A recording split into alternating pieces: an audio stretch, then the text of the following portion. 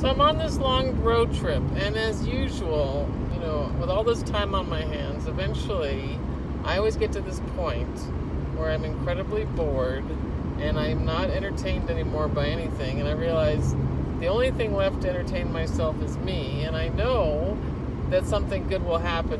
It pretty much always happens when I'm just faced with my own boring self, and that's when I start getting ideas, and so this is my idea, what I'm doing right now. Like, I always loved performance art. Part of me is like, wishes that I could do things like live videos, and then part of me is like, this is so dumb. Why have another person just blathering on in front of a camera? Why do we need one more person doing a live video talking about nothing? But let me put it this way. So what? So what? So what if there's 10 million, 20 million, 80 million people, billion people making dumb videos of themselves?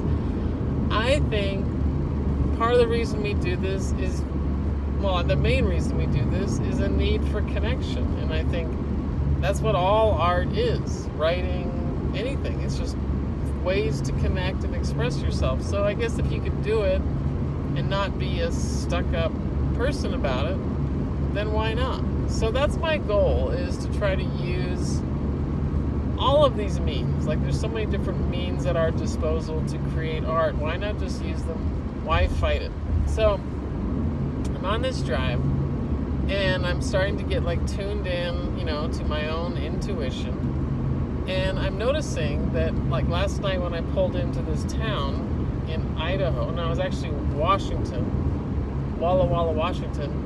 As I'm pulling in, I feel like I really want an ice cream. I really want an ice cream. And then I'm like, I don't need ice cream. I've been sitting in the car for hours. I don't need just more calories. All I'm going to do is go to bed anyway. Why do I need ice cream? But I really wanted ice cream. And so, you don't know where these things come from.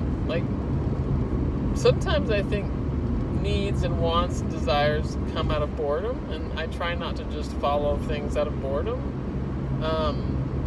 unless they're like this, something creative. But something to me was like, I really should. I want ice cream. I should just get ice cream. So I looked up, nearest ice cream places, and I found this Baskin Robbins right around the corner, and it was actually really good I did this, because it was the coolest Baskin Robbins. It was actually a drive-through Baskin Robbins, and I've never seen one of those. I could have gone through the drive-through, but I did not want to sit in my car anymore, so I pulled in, went in, and the first thing I noticed was the sign, the Baskin Robbins sign. Their flavor of the month was Beach Day. And I was like, what's Beach Day, So already I was thinking of jokes for that. What flavor would you not be dying to have if you live in the middle of nowhere, landlocked Walla Walla, Washington? Of course you're going to want Beach Day ice cream. So I was thinking of that, and then I walk in, and of course I had to ask the guy, I'm like, what does Beach Day flavored ice cream taste like? And he said it's salted vanilla ice cream with caramel and graham cracker crumbs. And as soon as I heard that, I'm like, I can't eat that because I can't have the gluten, but it sounded nice. And then I looked at flavors, and I could tell. Anyway, it's a long story, but the point is, I got ice cream. I got 2 really good flavors I was really happy with. Went outside, sitting there. I decided to sit in this tiny little fenced off area. Nobody else was there. And the next thing I know, this lady joins me. She's like, oh, I'll keep you company. And so I turn around and face her, and then pretty soon her kids come, her husband comes, looks like her father comes. They're all sitting there. And I end up talking to her about the town, and she told me her life story, basically. And it was fascinating. And all because I wanted ice cream. Like that. That's what and then at the very end of our conversation, she was like, oh, you look like you're on a fun road trip, have fun, good luck. And, it was just, that's exactly why I love road trips, because you don't know what's going to happen. You don't know who you're going to run into. So intuition, I think, to me, I was thinking about why the rest of my life, when I'm back home, when I'm really, really busy and I'm running here, I'm running there, like, why don't I have this I never sort of have enough empty time to get to this point where I'm even in touch with my intuition. So it made me think of that, and like, how can I have more of that? And I think it really just boils down to, even if I just have to say to the world, at 3 o'clock, I have an appointment. And if anybody asks me what, I'll just say it's an appointment with my therapist. And nobody has to know that the therapist is myself,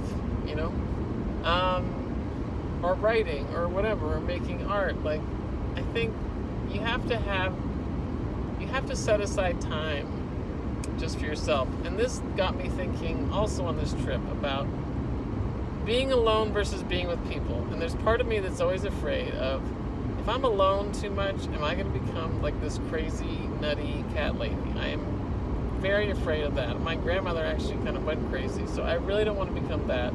On the other hand, I can't be around people all the time. It becomes really hard for me to think and be creative if I'm constantly around people. So part of me, I love being social. Part of me knows I have to get away. But anyway, I was trying to think, like, how does anyone ever know what enough is enough? Like, sometimes, like, I was thinking, I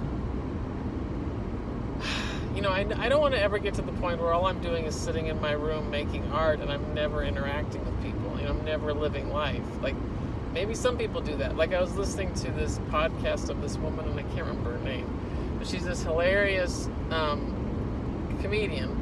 And she was talking about how she hates, like, how everyone is obsessed with being outside. She loves being in her room all the time, and she loves just counting her, rearranging her ketchup bottles and trying on her pleather jackets, and she doesn't need to go anywhere, And I'm not that extreme. Like, I can't never go out. I mean, I don't love being at home that much. I would miss people.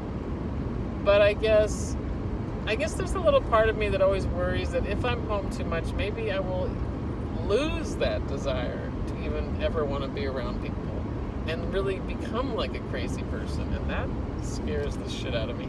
So, but I guess, what being on a long trip like this reminds me of is, you don't have to be afraid. It's like part of me is almost afraid of myself. I'm afraid of being alone with my thoughts long enough because I'm afraid of what I'm going to find out. But I think that's all, in a way, sometimes I think that's all boredom is like, we're afraid of being alone with ourselves long enough to actually uncover some truths about ourselves.